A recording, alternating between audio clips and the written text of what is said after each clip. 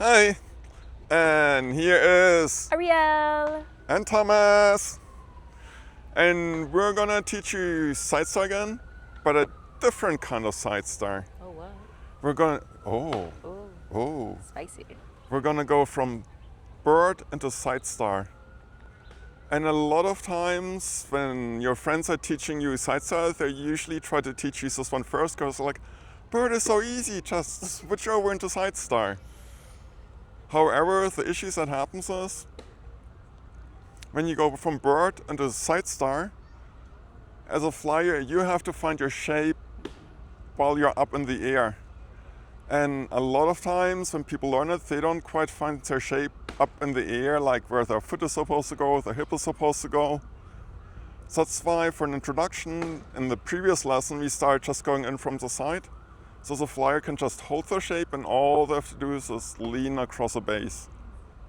So now we're kind of doing the same, but the flyer has to find their shape. So we're gonna show you step by step. We're gonna start with bird.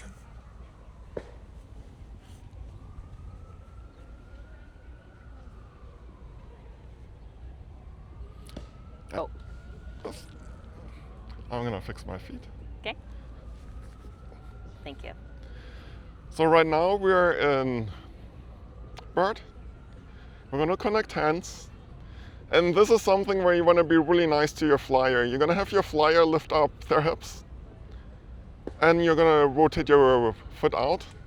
You don't want to do the thing where you keep your feet connected and you turn your foot on the skin of the flyer, because that's kind of like twisting out a cigarette on the ground, and flyers generally don't want to be treated like burned out cigarettes.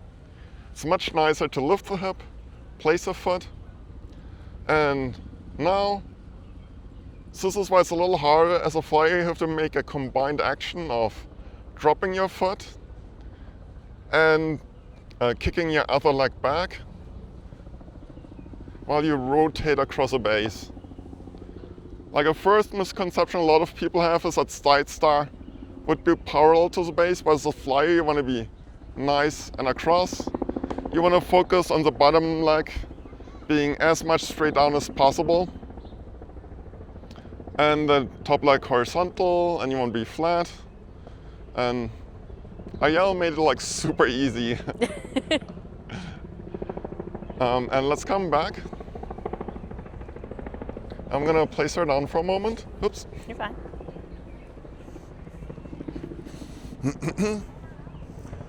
So when you're trying to do this for the first time, you have to think about dropping your leg, kicking your other leg back, rotating your chest, and lots of things. Your prefrontal cortex, the front of your brain, has a limited short-term memory. If you're trying to think of all these things at the same time, you're going to overwhelm yourself, and you're going to inhibit like your motor cortex, your natural motion. So kind of like what helps, you have to have a mental image of what you're going for instead of thinking about every part. And you might know those karate movies or kung fu movies where someone does like a kind of like these roundhouse kicks.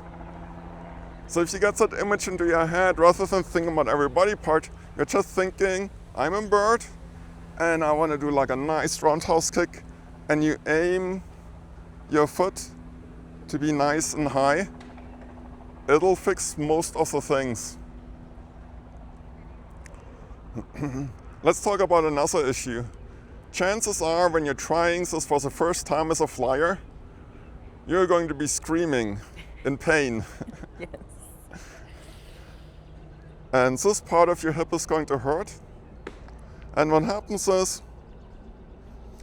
near the top of your femur, there's a little bony thing sticking out, it's like greater trochanter.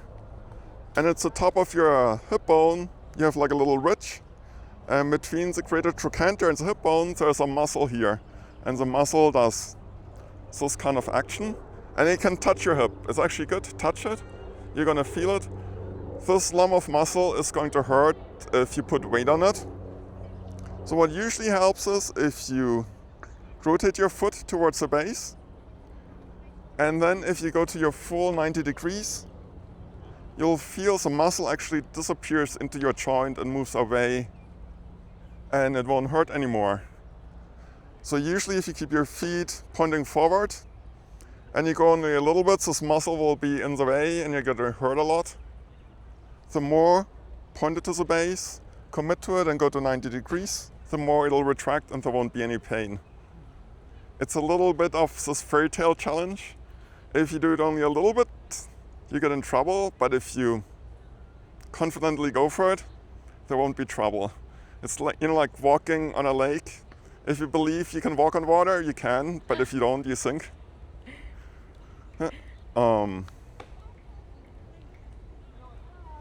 Let's talk a little bit about spotting. It's pretty much the same like the other one, but as a spotter, Oops, sorry. Can you maybe stand on the mat for a moment? Yeah. We're gonna, and face the camera. Yeah. We're gonna imagine she's in bird, right? I'm on the opposite side of where her leg is gonna be. Actually, I'm on the same side. I'm on the same side, and so my hands are next to her hips. And as she's rotating out into side star, and bring your leg across, as you would. I kind of walk and I stay behind her back. So that way I'm out of her way and I have good access. Thank you.